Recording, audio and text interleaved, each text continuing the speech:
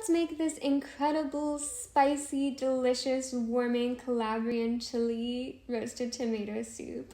So first I started off by roughly chopping 6 to 7 heirloom tomatoes as well as 2 red bell peppers. I also took the tops off of some garlic to roast and also roughly chopped an onion and 2 shallots. Then I added all of that to a pan. I had to use 2 separate pans because it was so much. And I seasoned generously with salt, pepper, Italian seasoning, and olive oil and gave it a good rub down. And I did the same with all of my other ingredients. And I put those in the oven to roast at 375 for 25 to 30 minutes. While that was cooking, I added some olive oil to a large Dutch oven and added about a teaspoon of Calabrian chilies. And after the veggies were done roasting, I added that all to the pot. Do not forget to pour back in that tomato water, it's good. I blended and added just a tiny bit of chicken broth to my liking, and also a dash of sugar, just a dash, and I topped it off with some heavy cream and basil and served with delicious sourdough bread. It was